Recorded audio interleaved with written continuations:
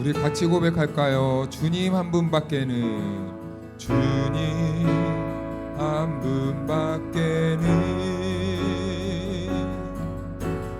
아는 사람 없어요. 가슴 깊이 숨어 있는 주를 사랑하는 마음,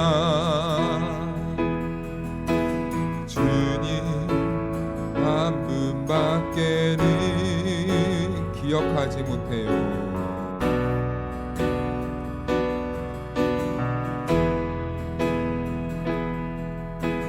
처음 주를 만난 그날 울며 고백하던 말,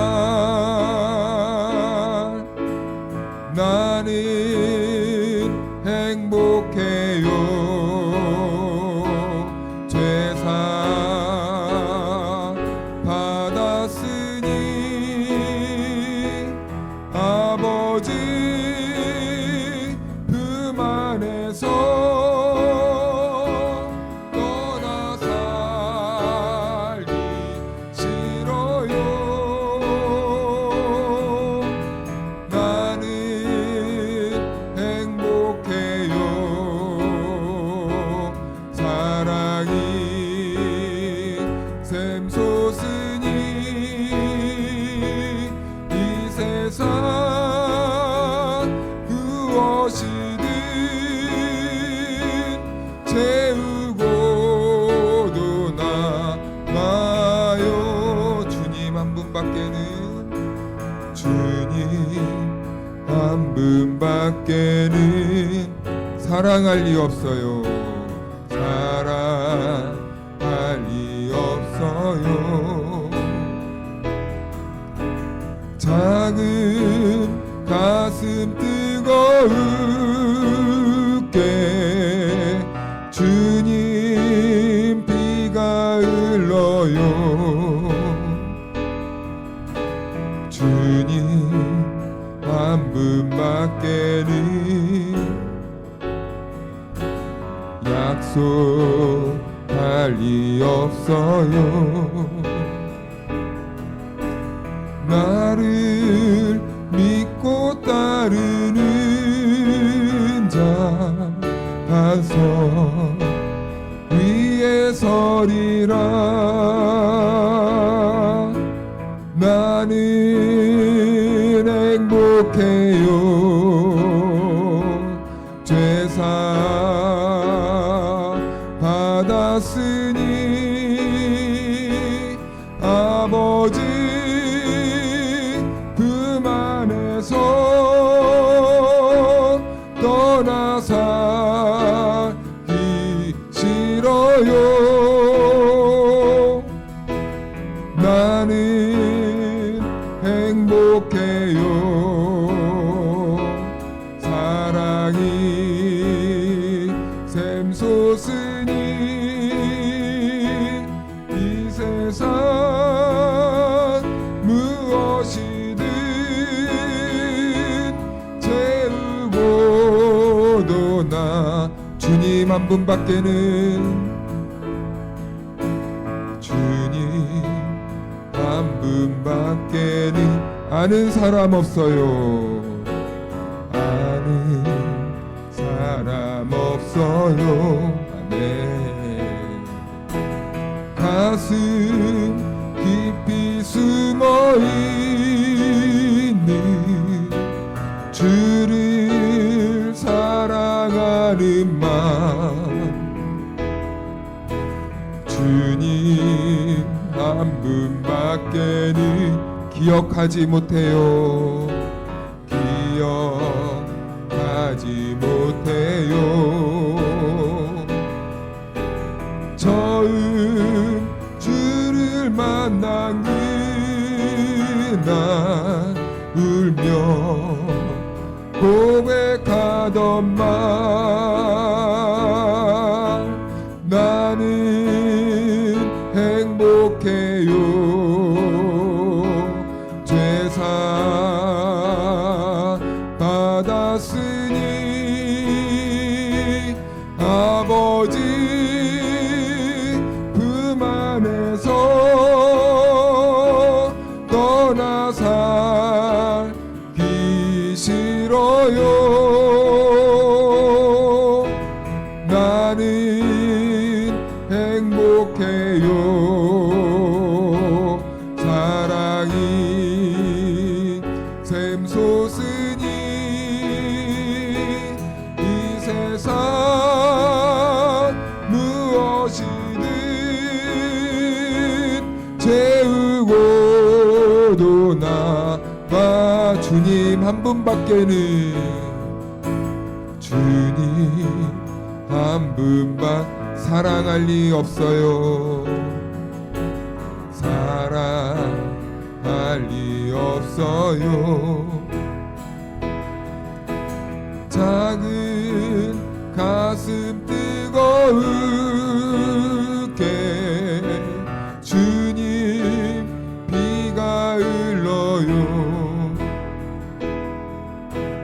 주님 한 분밖에는 약속한이 없어요. 나를 믿고 따르는 자 반석 위에 서리라. 나는 행복해요. 제사 받았으니 아버지 품 안에서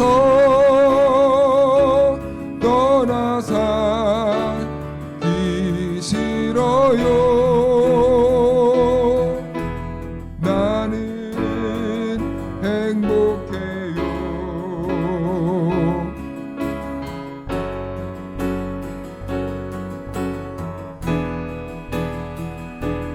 이 세상 무엇이든 채우고도 나는 행복해요.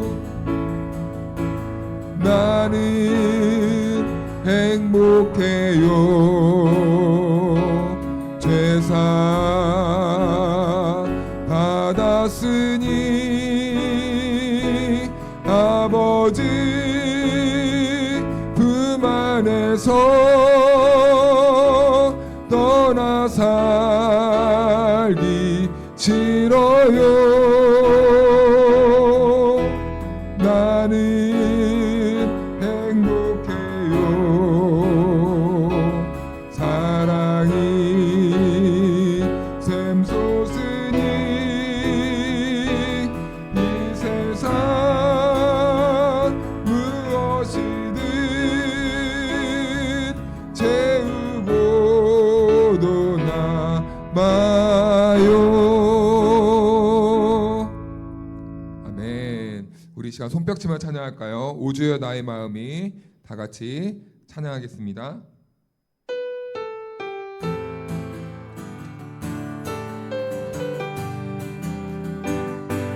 오주여 나의 마음이 주께로 정해졌으니 나는 주 찬양하리라. 깨어라 깨어라 나의 영혼아 비파와 수금 들어라. 이 새벽에 내가 찬양하. 한 번 더. 오주여 나의 마음이 오주여 나의 주께로. 아멘. 주 찬양하리라. 깨어라 깨어라 나의 영혼아 비파와 수금 들어라. 이 새벽에 내가 찬양하리라. 멜로디 멜로디 멜로디. 예수님은 나의 노래 예수 예수 예수 예수님은 나의 오주여 오주여 나의 마음이 주께로 정해졌으니 나는 주 찬양하리라 깨어라 깨어라 나의 영혼아 비파와 수금 들어라 이 새벽에 내가 찬양하리라 찬양 찬양 찬양 찬양 예수님은 나의 노래 예수 예수 예수 예수님은 나의 한 번 더 찬양 찬양 찬양 예수님은 나의 노래 예수 예수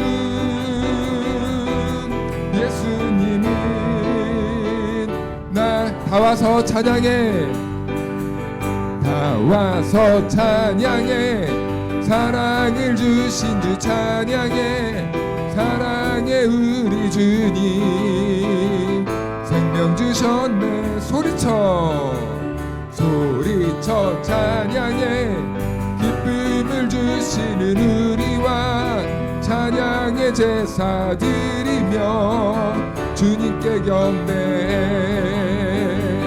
다 와서 찬양해 찬양해 찬양해 주님 찬양해 주님 우리와 다 와서 찬양해 찬양해 찬양해 주님 찬양해 주님 우리와 처음부터 다시 한번 찬양할까요? 다 와서 찬양해 사랑을 주신 주 찬양해 사랑의 우리 주님 생명 주셔 소리쳐 소리쳐 찬양해 기쁨을 주시는 우리와 찬양의 제사 드리며 주님께 우리 처음부터 다시 한번 고백합니다. 다 와서 찬양해 사랑을 주신 주 찬양해 사랑의 우리 주님 생명 주셨네 소리쳐 찬양해 기쁨을 주시는 우리와 찬양의 제사 드리며 주님께 경배 다 와서 찬양해 찬양해 찬양해 주님 찬양해 주님 우리와 다 와서 찬양해 찬양해 찬양해 주님 찬양해 주님 우리 다 와서 찬양해 다 와서 찬양해 찬양해 찬양해 주님 찬양해 주님 우리와 다 와서 찬양해 찬양해 찬양해 주님 찬양해 주님 우리와 하나님께 영광의 박수 올려드립시다. 아멘. 우리 한 번 더 손뼉 집어 찬양할까요?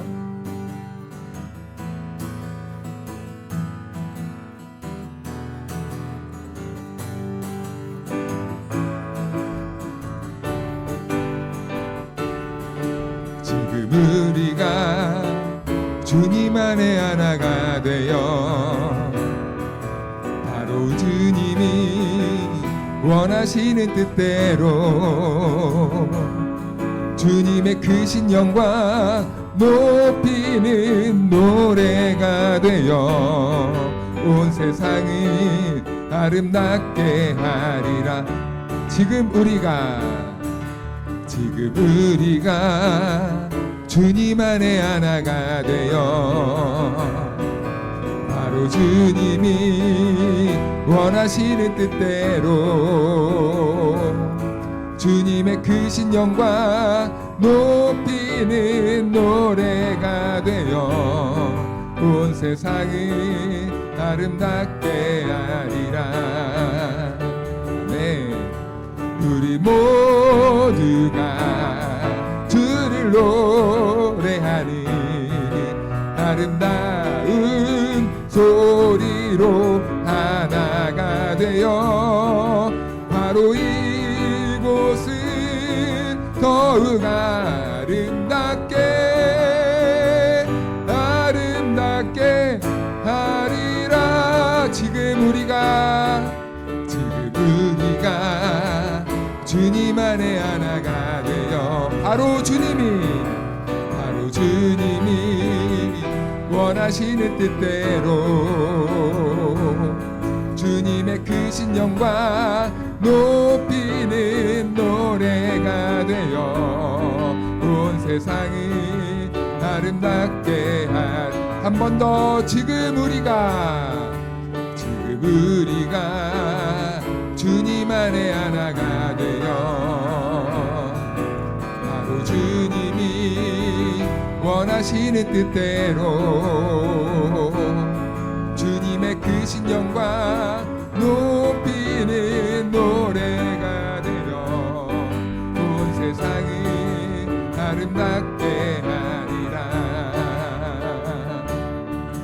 우리 모두가 주를 노래하니 아름다운 소리로 하나가 되어 바로 이곳은 더욱 아름답게 하리라. 우리 모두가 주를 노래하니 아름다운 소리로 하나가 되어 바로 이곳은 더욱 아름답게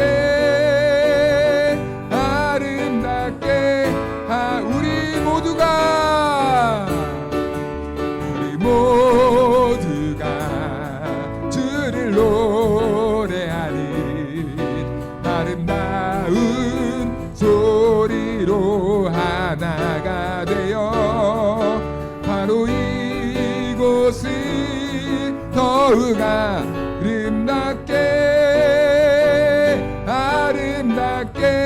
한 번 더 할까요? 우리 모두가 주를 노래하니 아름다운 소리로 하나가 되어 바로 이곳을 더욱 아름답게 하리라. 우리 다시 한번 하나님께 큰 감사와 영광의 박수 올려드립시다. 네. 왜 나만 겪는 고난이냐고 찬양하겠습니다.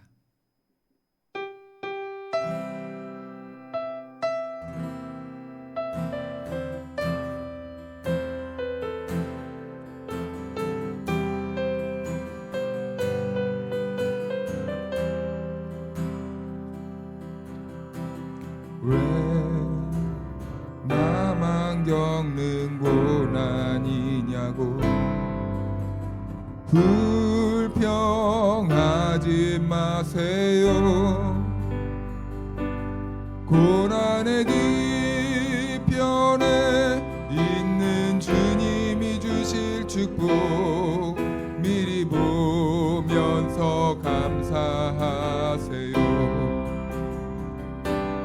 너무 견디기 힘든 순간에도 주님이 일하고 계시잖아요.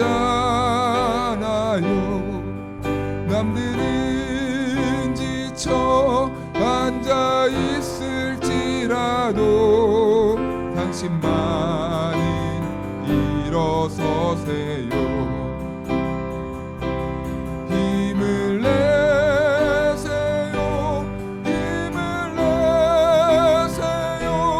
주님이 손잡고 계시잖아요.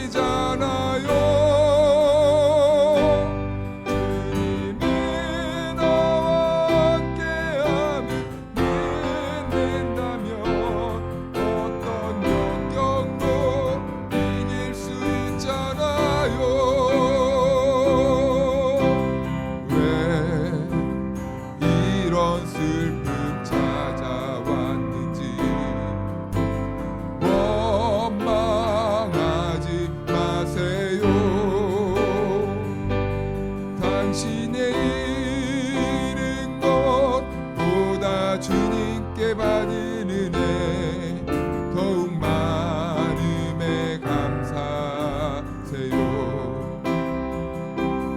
너무 견디기 힘든 지금 이 순간에도 주님이 일하고 계시잖아요. 남들은 지쳐 앉아 있을지라도 당신만은 일어서세요. 힘을 내세요. 힘을 내세요. 주님이 손잡고 계시잖아요.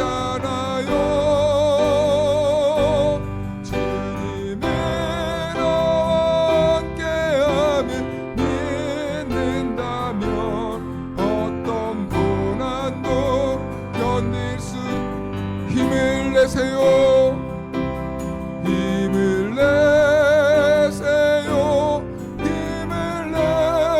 내세요.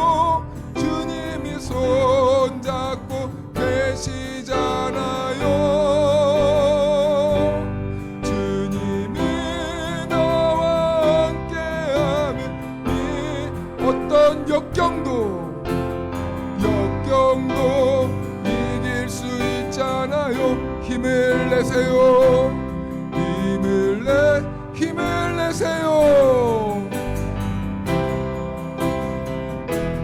주님이 손잡고 계시잖아요.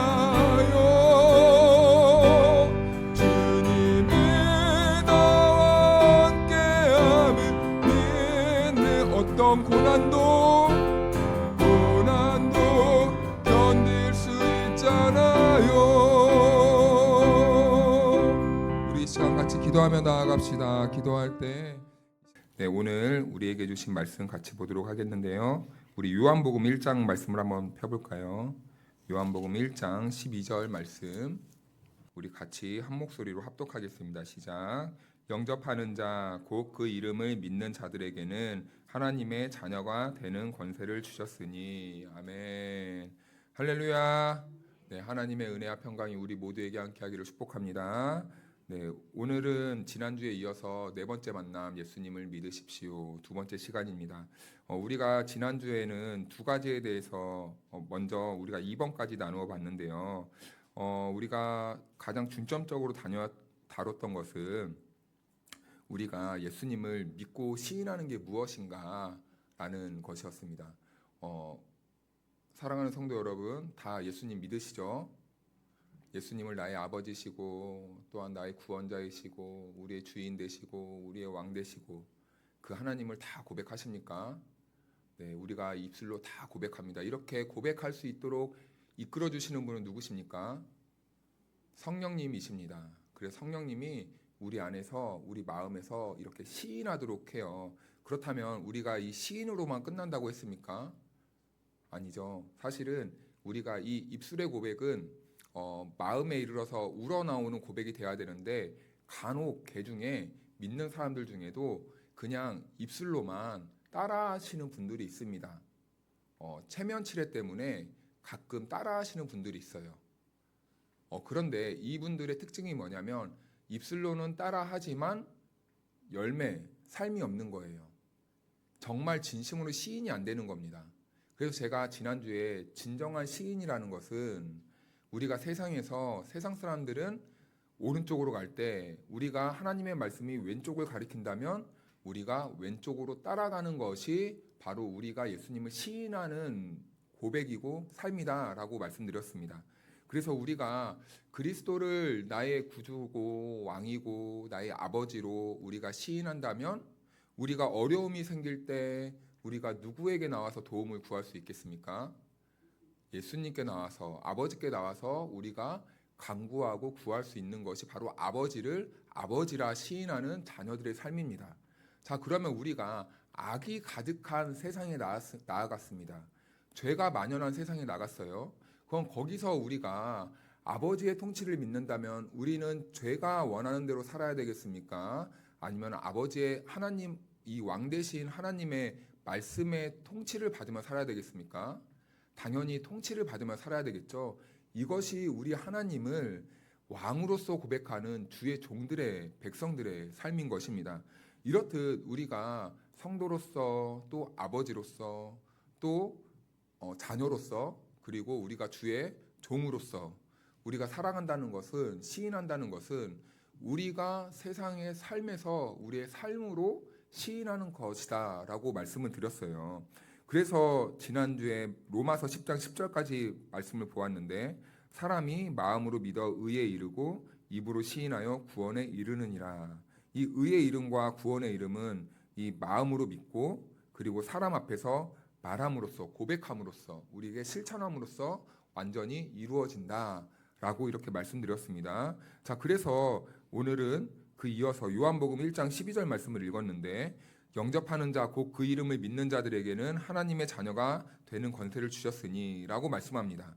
여기서 영접하는 것은 무엇이겠습니까? 영접하는 것. 영접은 말 그대로 뭐죠? 맞습니다. 모시는 거죠. 자, 우리 안에 누구를 모시는 겁니까? 네, 예수님을 우리가 다른 이 표현으로 뭐라고 표현하죠? 우리의 주인.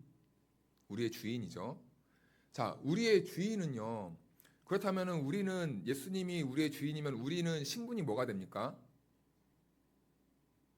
주인이라니까요. 주인. 아버지, 하나님은 아버지 되셨을 때 우리의 신분은 무엇이 됩니까? 아들, 자녀, 딸. 그러면 우리 예수님이 우리의 주인 된다, 왕 된다. 그랬을 때는 우리가 또 다른 신분이 있어요. 뭐가 됩니까? 종. 성경에서는 종이라고 번역하지만 좀 더 구체적으로 직설적인 표현은 무엇입니까? 노예. 노예예요, 노예. 우리는 주님께 노예예요, 노예. 우리가 이건 무슨 말이냐면 우리가 예수님의 통치에 그만큼 온전한 순종이 필요하다라는 것이에요. 주님이 왼쪽으로 가라고 하면 우리는 어디로 갑니까? 주인이 왼쪽으로 가는데 노예가 말 방향을 오른쪽으로 가는 노예가 있습니까? 마부가 주인을 말을 태우고 마부가 말을 끌어요. 자, 최겸, 자, 오른쪽으로 가자라고 했어요. 근데 아닙니다, 주인님. 왼쪽으로 가야 됩니다. 이게 제 뜻입니다. 라고 하는 노예가 있습니까? 바로 그 자리에서 직결 처형이죠. 바로 잘려요. 바로 이런 것입니다. 우리가 예수님을 영접한다는 것, 우리가 주인으로서 영접한다는 것, 왕으로서 영접한다는 것은 이 나의 모든 마음의 주도권, 통치권을 이제는 나에서 누구에게 내어주신다는 겁니까? 예수님께 내어드린다라는 거예요. 자, 그러면 이제는 우리가 예수님께 내어드린다면 우리의 발걸음은 누구를 쫓아갈 수밖에 없어요? 네, 우리는 누구라고요? 예수님이 나의 왕이면 노예. 네, 노예입니다, 노예. 우리가 좀 이렇게 애둘러서 종이라는 표현을 약간 부드럽게 사용했지만 정확한 표현은 노예예요, 노예. 노예. 예전에 한번 로마서 말씀드릴 때 제가 이 노예라는 표현을 설명드렸는데 이게 헬라어로는 둘로스거든요.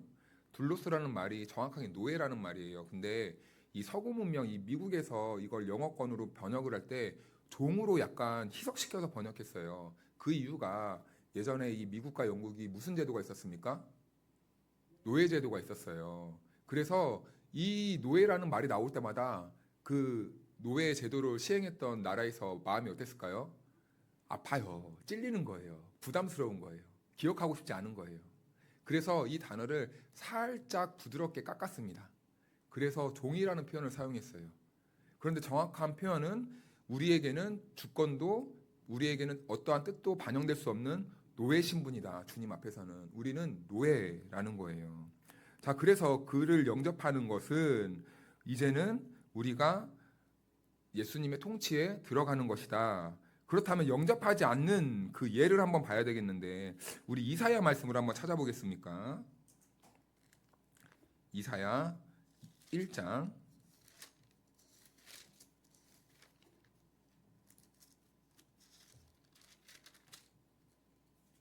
이사야 1장 2절 3절 우리 구약성경 968면입니다. 자막이 글씨가 좀 작긴 한데 찾기 어려우신 분들은 자막을 보셔도 될 것 같습니다.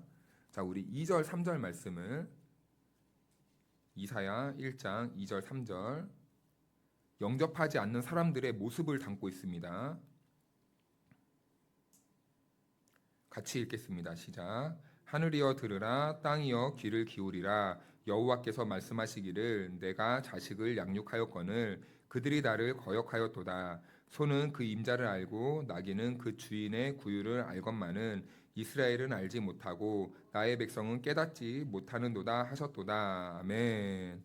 네, 하나님이 이스라엘 백성들을 자녀처럼 양육하셨는데 이스라엘 백성들이 어떻게 했대요? 거역했대요. 그래서 이스라엘이 알지도 못하고 깨닫지도 못하는도다. 이렇게 말을 합니다. 하나님을 하나님으로 인정하지 않고 우리 예수님을 왕으로 영접하지 않는 사람들의 특징이 바로 이거라는 거예요. 거역하는 거예요. 거역하는 거예요. 왜 거역합니까? 거역하는 이유가 무엇일까요? 가끔 드라마를 보면요. 왕이요. 가끔 평민신분으로 분장해서 와요. 그러면요. 어떤 당돌하고 맹랑한 이 사람이요. 왕을 왕으로 모르니까 어떻게 합니까? 만나면 반말 툭툭하고 막 끄집어 당기고 막 때리기도 하고 밥도 굶기고 가두고 자기 마음대로 해버리는 거예요. 근데 그 천민 신분으로 분장하고 온 사람이 왕이란 걸 깨닫게 됐을 때 어떻게 됩니까? 살려주십시오. 제가 모르고 그랬습니다. 자, 아는 자와 모르는 자의 차이다라는 거예요. 그러니까 모르면요, 하나님을 모르면요, 그 앞에서요, 우리가요, 마음대로 할 수밖에 없는 거예요. 그런데 우리 안에 성령님이 예수님을 딱 왕으로 믿게 하시고, 예수님이 우리의 구주 되심을 딱 알게 하면요, 그때부터는 우리가 삶의 태도가 어떻게 될까요? 자유로움 속에서 우리가 그분을 의식하고 우리가 약간 그분의 약간의 긴장감이 돌겠죠? 긴장감. 그러니까 우리 주님이 항상 나를 보고 계시는구나. 나와 함께 하시는구나. 함께 하심은요, 이중적인 의미가 있어요. 참 우리에게 평안함을 주기도 해요. 함께 하신다는 건. 근데 또 다른 의미에서 함께 하신다는 것은 우리 주님이 항상 나를 지켜보고 있는 거예요. 여러분. 내가 어려울 때, 내가 힘들 때 나와 함께 하시는 하나님의 그 모습은 우리들에게 참 안도감을 주지만 근데 가만히 생각해 보세요. 우리가 죄의 자리에 있어요. 그런데 우리 주님이 지켜보고 있대요. 우리의 마음이 어떻습니까? 불편해요. 불편해져요. 이게 바로 예수님을 모시는 사람들의 삶의 태도다라는 겁니다. 그래서 이제는 그의 이름을 믿는 것은 무엇인가? 예수님을 하나님의 뜻을 나타내주고 나의 죄를 대속해 주시는 구세주로 고백하는 것이 첫 번째로는 그의 이름을 믿는 것입니다. 우리 예수님이 나를 위해서 구세주로 이 땅에 오시고 나를 구원해 주셨다는 것. 그것이 바로 오늘 요한복음 1장 12절에 나오는 그의 이름을 믿는 자의 태도입니다. 자, 그러면 우리가 하나님이 아들을 보내주셔서 예수님을 나의 구원자로 삼아주셨다는 것을 믿는다면 우리가 그분 앞에서 일평생 어떠한 태도로 살아갈 수 있을까요? 감사예요, 감사. 무엇으로 이것을 보답할까? 내가 어떻게 하나님께 감사로 삶을 보답할까? 불평불만이 아니라 감사다라는 것이죠. 이래도 감사, 저래도 감사, 힘들어도 감사, 행복해도 감사, 눈물 나도 감사, 마음이 답답해도 감사. 그냥 감사예요, 감사. 왜요? 우리의 본전은 항상 어디에 있었다고 했습니까? 우리의 본전은 몇 점이었어요? 빵점이었어요, 빵점. 우리의 본전은 항상 빵점이었습니다. 우리의 본전은 십자가 앞이었어요. 그 십자가에는 누가 원래 달려야 됩니까? 내가. 그럼 나는 곧 사형 선고를 받는 사람이었어요. 우리의 본전은 거기였어요. 그런데 우리 주님이 그런 나에게 찾아오셔서 구원해 주셨대요. 자, 그러면 우리는 어떤 상황에서도 감사가 돼야 되겠죠. 사랑하는 여러분, 어떤 순간에서도 감사하시기를 축복합니다. 불평, 불만은 누가 가장 기뻐할까요? 네, 마귀가 가장 기뻐합니다. 불평, 불만할 수 있어요. 그런데 그때 우리가 그 불평, 불만에서 빠져나올 수 있는 것이 십자가를 바라보는 거예요. 나를 위해 이 땅에 오신 예수님을 바라보는 겁니다. 그런데 마귀는 그 마음이 우리에게 들기 전에 항상 그 마음을 왜곡시키는 거예요. 봐봐, 너 그럴 줄 알았어. 너가 왜 그렇게 됐는지 저 때문이야. 너가 그런 선택을 해서 그런다니까? 이런 식으로 계속 우리를 이 사단이 시험합니다. 그런 마음이 밀려올 때 우리는 무엇을 바라봐야 됩니까? 십자가를 바라보는 거예요. 예수님을 바라보는 거예요. 원래는 내가 저 자리에 있어야 되는데 예수님이 날 위해서 나를 대신해서 죽어주셨구나. 그러니까 우리는 눈물을 흘릴 수밖에 없고 감사를 할 수밖에 없는 거예요.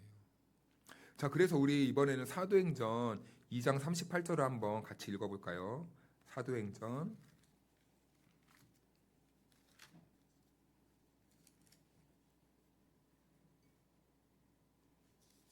2장 38절.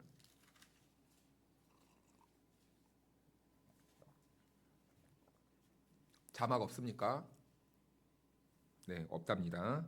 죄송합니다. 2장 38절 같이 읽겠습니다. 시작. 베드로가 이르되 너희가 회개하여 각각 예수 그리스도의 이름으로 세례를 받고 죄 사함을 받으라. 그리하면 성령의 선물을 받으리니. 아멘. 여기에 보니까 두 가지 중요한 이 말이 나오네요. 먼저 회개하는 것이라고 합니다. 여러분, 회개는 무엇입니까? 예수님을 모시고 사는 사람들의 특징은 회개하는 삶을 삽니다. 회개는 어떤 삶이에요? 내 죄를 시인하는 걸까요? 하나님, 제가 도둑질을 했습니다. 용서해 주십시오. 자, 용서해 달라는 그 말에는 무엇까지 포함되어야 될까요? 제가 앞으로는 도둑질을 안 하겠습니다. 그런데 우리는 항상 이 후자를 빼먹어요. 하나님, 제가 도둑질했습니다. 용서해 주십시오. 그러니까 이 회개하고 나서 또 다시 무엇을 합니까? 도둑질을 해요. 또 그 다음에 와서 뭐 합니까? 회개해요. 또 다음에 뭐예요? 도둑질해요. 또 회개해요. 네. 근데 회개는요, 여기가 이것이 아니에요. 깨닫는 것이 전부가 아니에요. 깨달았으면 다음엔 어디로 가야 됩니까? 다시 원점으로 돌아가서 원점으로 돌아가는 것만으로 끝나는 것이 아니라, 도둑질을 멈추는 것으로 끝나는 게 아니라, 이제는 그 도둑질하던 그 마음과 그 손으로 이제 무엇을 해야 됩니까? 주님이 기뻐하시는 삶을 나아가야 돼요. 도둑질하는 삶을 살고 있었다면 이제는 나누고 베푸는 삶으로 나아가야 되는 겁니다. 이게 바로 회개하는 삶이에요. 예전에는요, 말로나 주먹으로나 내 생각으로 누구를 죽였어요. 때렸어요. 그러면 이제 회개했으면 어떻게 해야 됩니까? 하나님, 제가 다시는 안 그러겠습니다. 끝나는 게 아니라 다시 원점으로 돌아가서 주님을 바라보면서 걸어가는데, 이제는 죽이는 삶에서 무슨 삶을 살아가야 됩니까? 살리는 삶으로 살아가는 것. 이것이 바로 회개하는 사람들의 모습이고, 진정한 회개는 바로 이것이다라는 겁니다. 그래서 여러분, 이제부터는 회개를 하실 때 이제는 그 자리에서 멈춰서는 것만으로 끝나지 마시고, 우리가 이제는 회개의 삶으로 나아가서 회개의 열매를 맺어가는 그런 복 있는 삶을 살아야 돼요. 그래서 이 예수님을 만난 삭개오도 어떻게 했습니까? 남의 것을 착취하던 인생에서 예수님을 만나자 이제는 자기가 자기에 있는 재산으로 마구마구 이제 베푸는 삶을 살겠다고 예수님께 호언장담을 하잖아요. 여기까지만 가야 되는 게 아니라 실제로 그것을 실행해야 돼요. 그게 바로 완전한 회개입니다. 우리가 가끔 서원기도를 합니다. 하나님, 제가 이번에 로또만 되면 제가 하나님을 위해서 교회도 세우고 제가 불쌍한 사람을 위해서 이 돈을 사용하겠습니다 했는데 진짜 로또가 딱 됐어요. 그런데 우리들의 사람의 마음이 어떻습니까? 그 순간 내 것 좀 이렇게 딱 챙겨놓고 먼저 우리 자녀들 먼저 집 한 채 차 한 대 다 사주고 그 다음에 남는, 이런 말해서 죄송합니다, 부스러기 가지고 11조를 해야 되나? 너무 많은데. 예를 들면 이제 우리가 쉽게 10억이라고 했다고 봅시다. 1억을 헌금해야 되는데 아까운데. 이걸 헌금하면은 교회에서 내가 로또 된 거를 아는 거 아니야? 그러면은 이제 나는 사람들이 찾아와서 도와달라고 할 텐데 피곤해지는데. 이런 마음이 들죠? 우리가 로또라고 이렇게 말을 했지만 사실은 우리의 삶에서 대부분 이럴 거예요. 하나님이 은혜를 주시면 그 은혜 받는 것으로만 끝날 때가 너무나 많아요. 정말 내가 이것을 베푸고 하나님을 위해서 하겠다는 그 마음다짐을 잊어버릴 때가 너무나 많이 있습니다. 우리는 그렇게 하면 안 된다는 거죠. 그렇게 하면 안 되고 우리가 정말 주님이 주신 것을 감사함으로 보답하고 우리가 하나님의 뜻대로 살아가는 것까지 가는 것이 진정한 회개다라는 거예요. 그래서 세례 받는 것이라는 게 나옵니다. 세례. 제가 하나 질문 드리겠습니다. 여러분, 세례를 받으면 구원을 받습니까? 예수 안 믿는 사람이 세례를 받으면 구원을 받나요? 이 세례는 무엇입니까? 내가 구원 받았음을 이 공동체 안에서 공인을 받는 거예요. 공증을 받는 거예요. 자, 그렇다면 세례를 받을 때 그 세례 받는 사람들은 무엇이라고 고백합니까? 이제 나는 죽고 예수로 살겠습니다 라고 고백을 하죠. 자, 그것을 이제 이 많은 사람들이 증인이 되어주는 거예요. 그런데 우리는 세례를 어떻게 생각합니까? 그냥 입장권 정도로 생각하는 거예요. 자, 티켓 끊으면 된 거야 이제. 많은 사람들 앞에서 내가 예수님을 믿겠다는 이 선언을 했음에도 불구하고 안 지키는 거예요. 우리가 예수님의 나의 구주로 영접하고 공동체 안에서 내가 세례를 받으면서 그 고백을 한다는 것은 이제 내가 이 주님 앞에서 성실하게 살겠으니 여러분이 저의 이 보호자가 아니라 이 도움이 되어주시고 여러분들이 저의 증인이 되어주십시오. 그리고 그 안에는 제가 만약에 주의 길로 가지 않으면 여러분들이 저를 바른 길로 인도해 주십시오 라는 이것까지 다 포함되는 겁니다. 그래서 여러분 다 세례 받으셨죠? 자, 세례 받았다는 것은 우리가 그 세례 받는 순간 누구 앞에서 선언한 겁니까? 하나님 앞에서와 그 사람들 앞에서 우리가 내가 주의 길을 따라가겠노라고 선언한 거예요. 자, 그러니까 우리는 이제부터는 족쇄가 다시 걸렸다는 것을 기억하셔야 됩니다. 자, 그래서 이제 세 번째, 예수님을 믿으면 개인에게 어떤 변화가 일어납니까? 이제는 예수님을 내가 믿는다 고백했어요. 그럼 이제 변화가 나타난다는 거죠. 우리 요한복음 5장 24절 말씀을 다 같이 한번 읽어보겠습니다. 혹시 유인물 안 갖고 오셨구나. 네, 5장 24절 요한복음.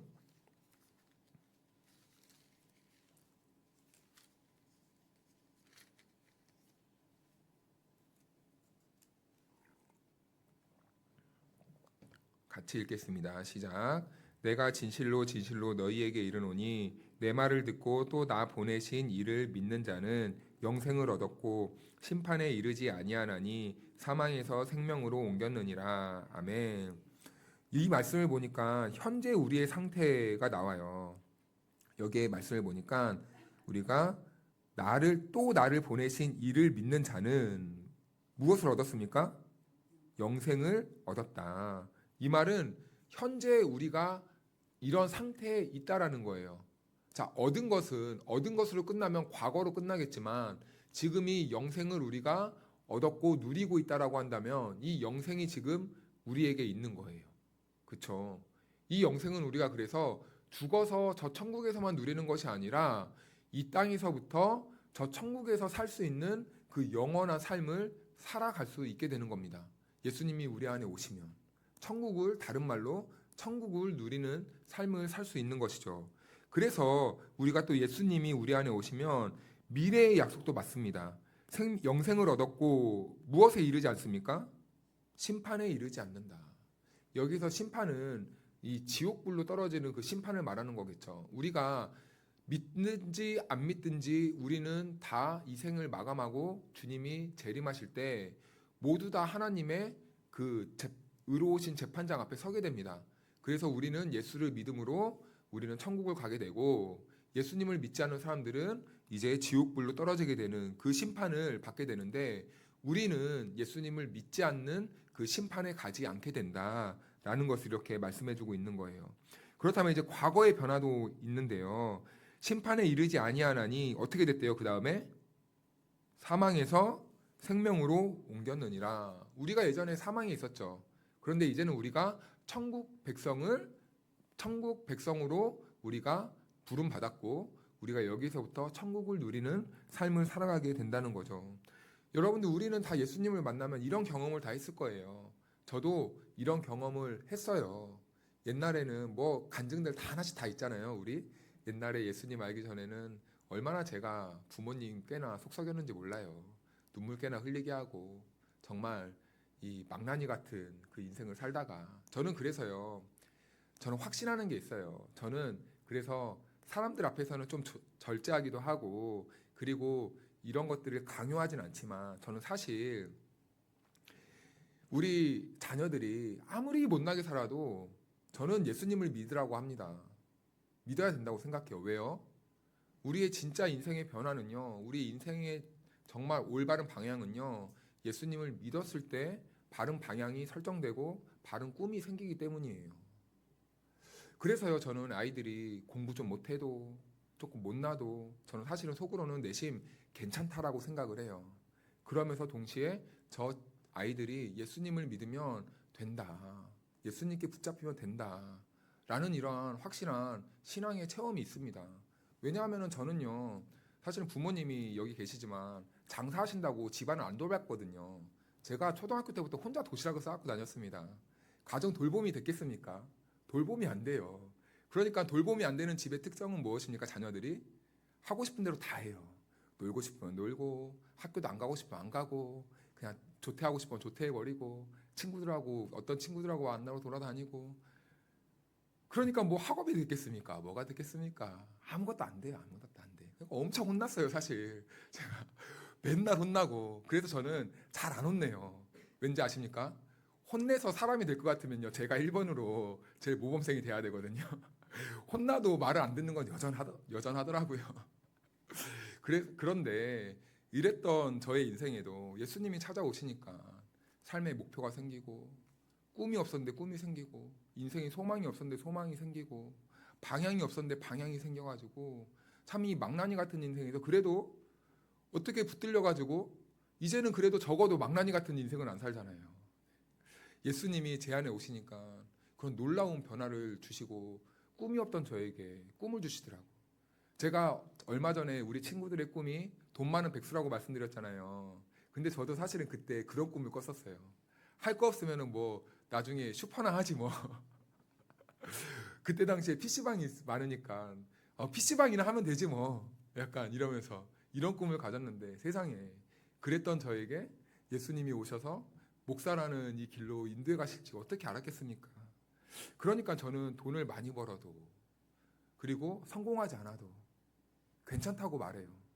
왜요? 예수님께만 붙들리면 되니까. 인생이 변화돼요. 그래서 우리 믿는 우리 저와 그리고 신앙의 선배님들이 다음 세대 걱정을 많이 하실 텐데, 사실 이럴 때일수록 우리가 예수님께 목숨 거는 정말 그 일사가구의 신앙이 다시 회복되어야 된다는 것이죠. 예수님께 모든 것이 답이 있고, 예수님께 붙들리는 사람은 인생이 변화가 되고, 예수님께 붙들린 사람만이 진정한 복을 얻을 수 있고 천국 가고 우리가 하나님 나라의 자녀가 된다는 것을 정말 우리가 삶으로, 입술로 우리의 이 모든 것을 동원해서라도 우리가 다시 보여주고 다시 회복시켜 주는데 우리의 인생을 다시 허비해야 된다는 것입니다. 그래야 우리 자녀들이 도전을 받더라고요. 어떤 어려움 속에서도 예수님 붙잡고 살고, 우리가 때로는 뭐 세상적으로 실패할 수도 있어도 그럼에도 불구하고 주님 만나는 고백, 그리고 우리가 세상적으로 성공했어도 우리가 그 세상적으로 성공한 그 중심에 예수님이 있었다는 것, 예수님이 있었다는 것을 바르게 전해줘야만 우리 자녀들이 예수님을 바라볼 수 있는 그 길을 발견할 수 있게 된다는 겁니다. 그래서 우리는요, 누구입니까? 길을 내는 사람들이에요. 길을 내는 사람들. 왕의 대로를 내는 사람들입니다. 우리의 삶을 통해서 왕이 지나갈 수 있도록 우리는 그 역할을 맡은 거예요. 우리 밀려오는 다음 세대들을 위해서. 그래서 우리는 예수님 때문에 우리의 인생이 다 변화되었잖아요. 그렇죠? 저만 그런 게 아니라 여러분들도 다 그렇게 예수님 때문에 삶이 변하고 가치관이 변하고 그리고 삶을 살아가는 태도가 달라지셨잖아요. 이제는 그 모습을 함께 공유할 때이다라는 것입니다. 그래서 이제 우리에게는 어떤 변화가 일어나는가라고 보았더니 사도행전 우리 16장 말씀을 한번 가볼까요? 16장.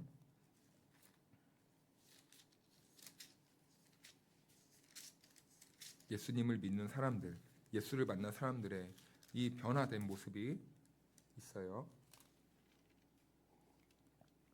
30절, 16장 30절, 31절 같이 읽겠습니다. 시작.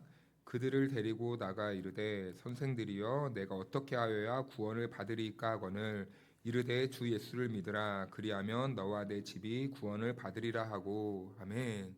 네, 예수 믿는 사람 한 사람 때문에 가정이 구원받는 거예요. 우리는 그렇게 부르심을 받고 보내심을 받았다라는 겁니다. 그래서 우리를 통해서 하나님이 가정을 구원하는 도구로 사용하신다. 그리고 이제 두 번째로는 우리 요한일서 4장 11절 한번 가볼까요? 요한일서 4장 11절. 신약성경 391면입니다. 392면. 요한일서 4장 11절. 이제는 이 신앙이 조금 더 확장되게 됩니다. 우리 같이 한번 읽겠습니다. 시작. 사랑하는 자들아 하나님이 이같이 우리를 사랑하셨은즉 우리도 서로 사랑하는 것이 마땅하도다. 아멘. 우리는 공동체를 말하는 거예요. 그렇다면 이제는 우리 가정에서 어디로 확장된 겁니까? 공동체, 이웃으로 예수님을 믿는 그 사랑이 확장된다라는 거죠. 그래서 이제 우리는 가정만 구원하는 사람들이 아니라 이제는 이웃들과의 사랑의 관계 속에서 이제는 우리를 통해서 예수님을 보여주는 삶으로 연결되어질 수밖에 없다라는 거예요. 이것이 바로 예수 믿는 사람들의 특징이다라는 겁니다. 자, 그런데 여기에서만 또 멈추지 않습니다. 우리 마태복음 5장으로 한번 가볼까요?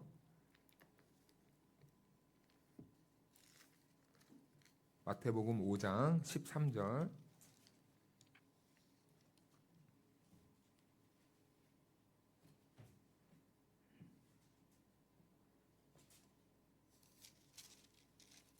(13절에서) (16절) 우리 한 절씩 교독합니다. 너희는 세상의 소금이니 소금이 만일 그 맛을 잃으면 무엇으로 짜게 하리요? 후에는 아무 쓸데없어 다만 밖에 버려져 사람에게 밟힐 뿐이니라.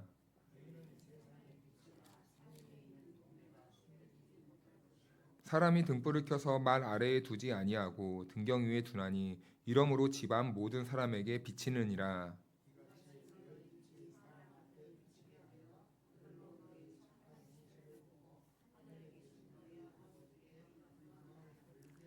아멘. 네, 예수님을 믿으면 첫 번째로는 우리가 구원을 받고 동시에 가정이 구원을 얻고 그리고 이웃들이 하나님의 사랑을 경험하게 되고 세 번째로는 우리가 이 작은 우리 하나가 세상에 변화를 일으킨다는 거예요. 여러분 나비 효과라는 말 아시죠? 이 말은 어떤 이론이냐면 나비의 날개짓 한 번이 점점 그 바람이 쌓이고 쌓이고 쌓여서 거대한 바람을 일으키고 태풍까지 일으키게 된다는 이론입니다. 작은 행동 하나가 사회에 변혁을 일으킨다는 말과 같아요. 그래서 우리 그리스도인들 하나가 세상에서 선한 행실 하나를 일으키면요, 가끔 이런 영상 보잖아요. 내가 한 명에게 선한 일을 했는데 나에게 영향을 받은 한 사람이 또 다른 사람에게 선한 일을 하게 되고, 또 그 사람이 다른 사람에게 선한 일을 하게 되고, 점점점 이렇게 쌓이다 보니까 온 동네가 선한 일을 하게 되었다라는 이 이상적이고 아름다운 이야기가 가끔 이렇게 돌아다닙니다. 나 하나로 인해서 나는 한 명에게 전했을 뿐인데 그 사람이 또 전해서. 그런데요, 예수님이 다 그렇게 하셨더라고요. 예수님이 나에게 찾아오셔서 나를 살려주셨고, 나를 통하여서 어느 누군가에게 영향을 주게 되고, 그렇게 점점 영향력이 확장되다 보니까 지금 전 세계에 이 그리스도를 믿는 사람들의 비율이 3분의 1이래요. 70억 정도의 인구가 있는데, 70억 이상의 인구가 있는데, 거의 한 30억 정도의, 한 20억 이상의 인구가 바로 예수님을 믿는다고 하죠. 이건 엄청난 일입니다. 그렇죠? 그래서 우리 한 사람의 이 행실이, 예수 믿는 사람의 이 태도 하나가 너무 중요하다. 우리 때문에 사회가 달라질 수 있다라는 것입니다. 자, 그리고 다섯 번째, 예수님을 믿으며 우리 각자는 하나님과 특별한 관계를 맺게 됩니다. 즉 하나님의 백성, 하나님의 자녀가 됩니다. 이 말은 우리가 하나님과 관계를 맺는 순간 이미 그를 믿는 다른 사람들과도 관계를 맺게 됨을 뜻합니다. 우리 로마서 12장 5절 말씀을 한번 찾아보겠습니다. 예수님을 믿으면 우리가 어떠한 관계를 맺게 되는지, 로마서 12장 5절.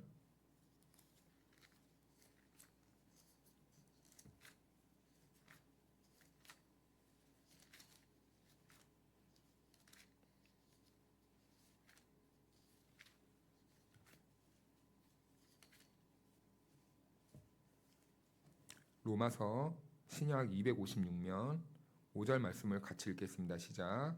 이와 같이 우리 많은 사람이 그리스도 안에서 한 몸이 되어 서로 지체가 되었느니라. 아멘. 네, 한 몸이 된다고 합니다. 한 몸. 이것은 가족 이상의 개념인 것 같아요. 한 몸이라는 것은 결국엔 나라는 말이거든요. 우리 공동체가 이와 같이 서로 한 몸, 다른 사람들이 나와 같이 되어서 한 지체를 이룬다고 합니다. 이게 바로 공동체, 예수 믿는 사람들의 공동체라는 것이죠.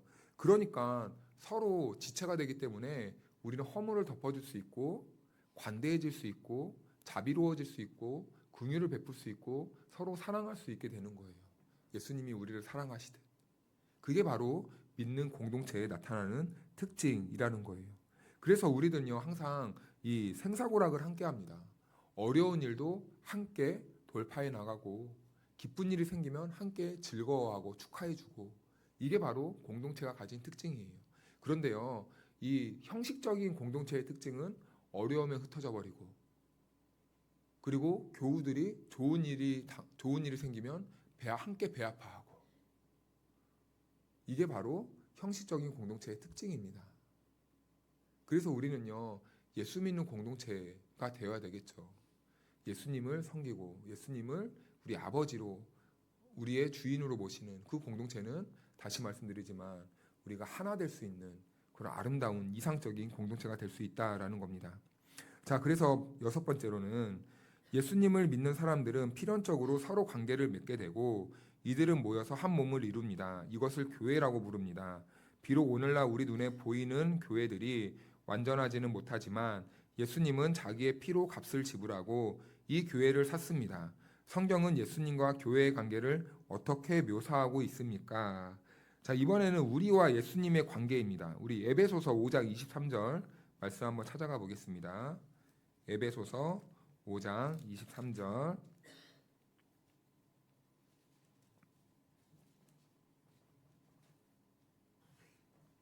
에베소서 5장 23절입니다.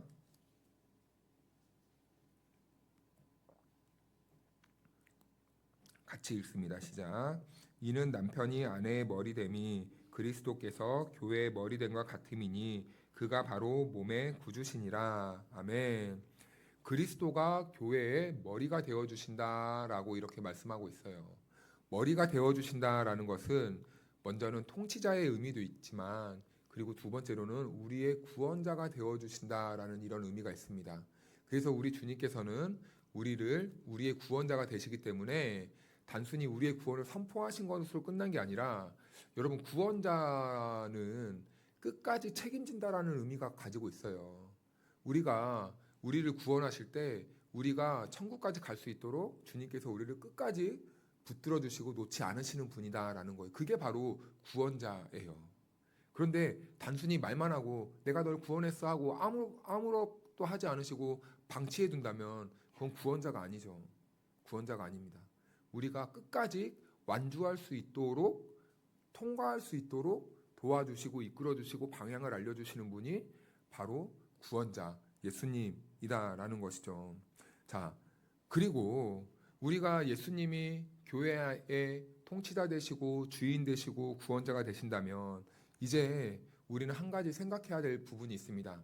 지금 내가 여기에 있는 것, 그리고 주께서 나에게 맡겨주신 일이 정말 나의 하나님께서 나에게 맡겨주신 그 일인가? 나는 거기에 대해서 소명의식을 가지고 있는가?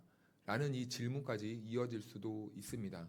왜냐하면 한 지체를 이루게 하시고 공동체에 부르셨다는 것은 이제는 이 공동체를 통해서 주의 일을 감당케 하시기 위한 하나님의 정말 원대한 꿈을 가지고 있거든요. 지금은 비록 하늘의 씨앗 같은 공동체일지라도 하나님께서는 그 하늘의 씨앗을 통해서 정말 뻗어나갈 그 아름다운 그 모습을 지금 계획하고 있고 꿈꾸고 계세요. 자, 꿈꾸고 있기 때문에 하나님이 계획을 갖고 있기 때문에 그 씨앗이 자라기 위해서는요, 이제는요, 그 씨앗이 자랄 수 있는 우리들의 그 믿음의 도전이 필요하다는 거예요. 그래서 우리 교회가 제가 항상 말씀드리지만 우리 교회는요, 저는 성장할 거라고 확신합니다. 믿으시죠? 왜요? 우리가 있기 때문에요. 근데 그 우리가 해야 될 일이 있다면 각자의 자리에서 부르심에 충성할 수 있는 그 소명 의식을 우리가 가지고 있어야 된다는 겁니다.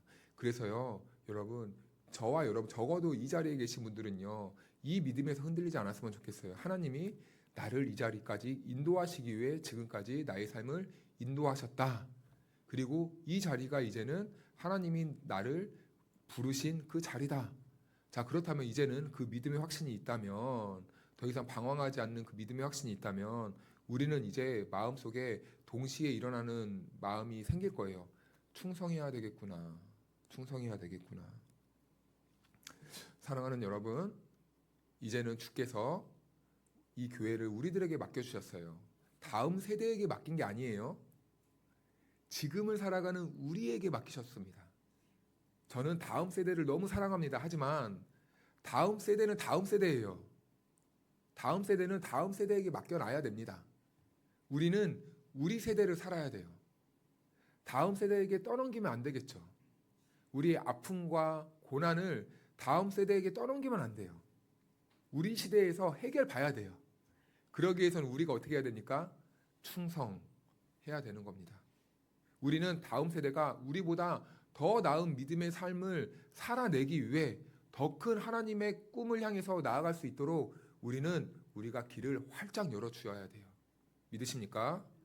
그 일을 향해서 함께 충성할 수 있는 저와 여러분들이 되기를 축복합니다. 같이 우리 기도할까요? 오늘 주님, 우리 주제가 예수님을 믿으십시오. 그런데 이 예수님을 믿으십시오라는 이 말이 쉬운 줄 알았는데 굉장한 의미를 담고 있었다는 것을 참 알게 됩니다. 우리의 삶도 마찬가지고, 그리고 우리에게 맡겨주신 그 소명의 자리까지 예수님을 믿는 믿음이 확장되어져 감을 우리는 보게 되죠. 자, 그렇다면 우리가 믿는다는 것은요, 단순한 게 아닙니다. 엄청난 거예요. 엄청난 비밀이 감춰져 있는 거예요. 그 비밀을 깨달으셨습니까? 그렇다면 우리 같이 기도할까요?